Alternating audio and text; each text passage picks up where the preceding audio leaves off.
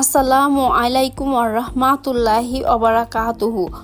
পাকশিল্পর পক্ষ থেকে আজ নিয়ে এসেছি কবুতর রান্না।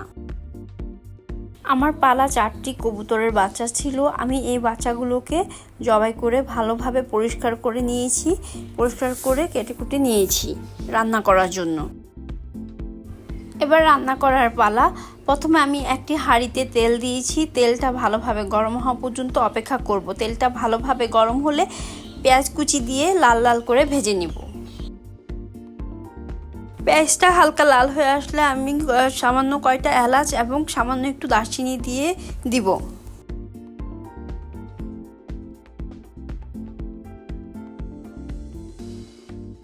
সুন্দর করে গরম মশলার গ্রান বের হলে এবার আমি সামান্য আদা রসুন বাটা দিয়ে দিব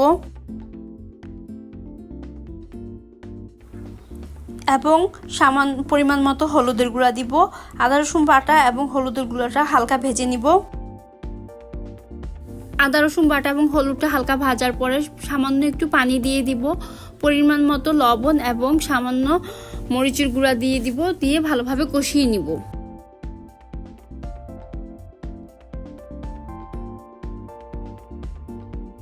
মশলাগুলো ভালোভাবে কষানো হলে 2টা তেজপাতা ছিঁড়ে দিব।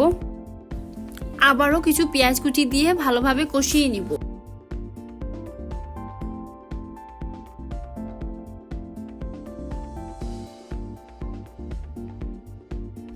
পেঁয়াজ কুচি সহ সকল মশলা ভালোভাবে কষানো হলে এবার আমি কেটে রাখা কবুতরের মাংসগুলো দিয়ে আমি নেড়ে নেড়ে ভালোভাবে কষিয়ে নিব।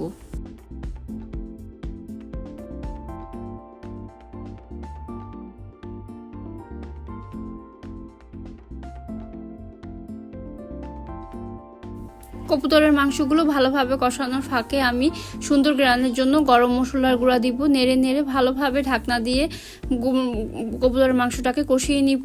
কিছুক্ষণ পরে আমি 4-5টা মরিচ ফাঁড়ি করে দিয়ে আবারও নেড়ে নেড়ে কষিয়ে নিব। কবুতরের মাংসটা যত ভালো কষানো হয় তখন আর কবুতরের গন্ধ থাকে না এবং খেতে ভালো লাগে। সেই জন্য আমি ভালোভাবে নেড়ে নেড়ে কবুতরের মাংসটাকে কষিয়ে নিয়েছি।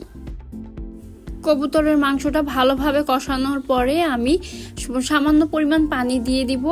এবার এই পানিটা শুকানো পর্যন্ত অপেক্ষা করব।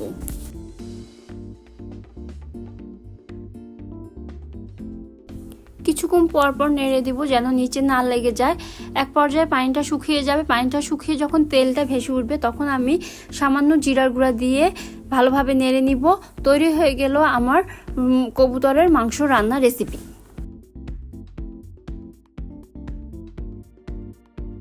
ভিডিওটি ভালো লাগলে পরবর্তী ভিডিও দেখার জন্য সাবস্ক্রাইব, লাইক, কমেন্ট, শেয়ার করে আমাদের পাশে থাকুন। আজ এই পর্যন্তই। আল্লাহ হাফেজ।